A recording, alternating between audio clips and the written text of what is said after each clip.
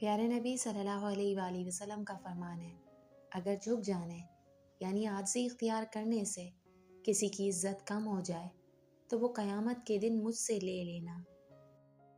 نبی کریم صلی اللہ علیہ وآلہ وسلم نے 7 چیزوں کا حکم فرمایا تھا اور 7 ہی چیزوں سے منع بھی فرمایا تھا۔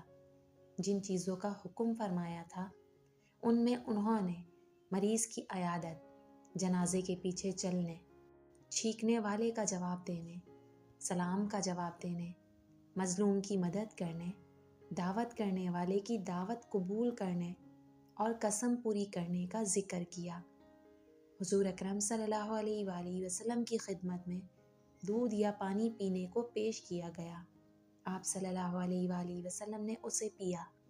آپ صلی اللہ علیہ وآلہ وسلم کے دائیں طرف ایک لڑکا تھا اور بائیں طرف بڑی عمر والے تھے۔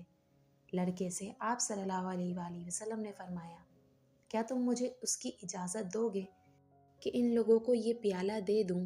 لڑکے نے کہا، نہیں، اللہ کی قسم یا رسول اللہ، آپ کی طرف سے ملنے والے حصے کا اثار میں کسی پر نہیں کر سکتا۔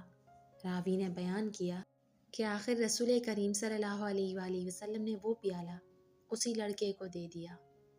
اللہ کی محبت اتنی خاص ہے کہ اگر انسان جائے نماز پر صرف سر جھکا کر بیٹھا رہے، کچھ نہ بھی بولے، تب بھی وہ رب کچھ لمحوں بعد ایسا سکون بندے کے دل میں اتار دیتا ہے کہ لگتا ہے جیسے اس رب نے پریشان دل کو یہ سمجھا دیا ہو کہ میرے بندے، نا امید مت ہو، میں ہوں نا، سب ٹھیک کر دوں گا۔ رسول اللہ صلی اللہ علیہ وآلہ وسلم نے فرمایا، مسلمان وہ ہے جس کی زبان اور ہاتھ سے دوسرے مسلمان محفوظ رہیں۔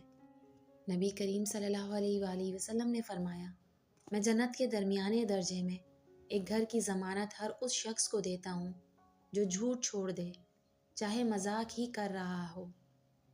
سرکار دو عالم صلی اللہ علیہ وآلہ وسلم نے فرمایا، کیا میں تمہیں 2 ایسے عمل نہ بتاؤں جن کا بوجھ انسان پر بہت ہلکا لیکن میزان عمل میں بہت بھاری ہے؟ حضرت ابو ذر رضی اللہ تعالیٰ عنہ نے عرض کیا کہ یا رسول اللہ، ضرور بتائیے۔ آپ نے فرمایا، خوش اخلاقی اور کثرت سے خاموش رہنے کی پابندی کرو۔ نبی کریم صلی اللہ علیہ وآلہ وسلم نے فرمایا، دعا نازل شدہ آفات اور جو ابھی نازل نہیں ہوئی سب کے لیے نفع بخش ہے، لہٰذا اے اللہ کے بندو، دعا ضرور کیا کرو